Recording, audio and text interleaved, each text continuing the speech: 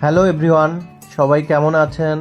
আজ আমরা গিয়েছিলাম জাতীয় উদ্ভিদ উদ্যান বটানিক্যাল গার্ডেন মিরপুরে বাংলাদেশ জাতীয় চিড়িয়াখানার পাশেই বটানিক্যাল গার্ডেনের অবস্থান।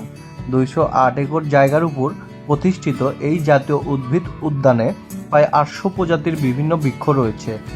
এর মধ্যে রয়েছে নানান ধরনের ফুল, ফল, বনজ এবং ঔষধি গাছ। বটানিক্যাল গার্ডেনে ফুলের বাগান ছাড়াও রয়েছে পুকুর, দিঘি ও ঘাসে ঢাকা সবুজ মাঠ। রাজধানী ঢাকা শহরের ভেতরে সবুজের রাজ্য ভ্রমণের জন্য বটানিক্যাল গার্ডেন অনন্য।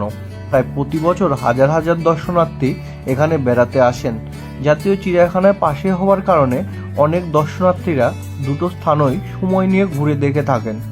টিকিটের মূল্য: বটানিক্যাল গার্ডেনে টিকিট মূল্য জনপ্রতি 30 টাকা।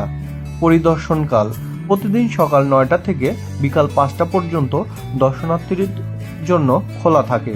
কিভাবে যাবেন বটানিক্যাল গার্ডেন?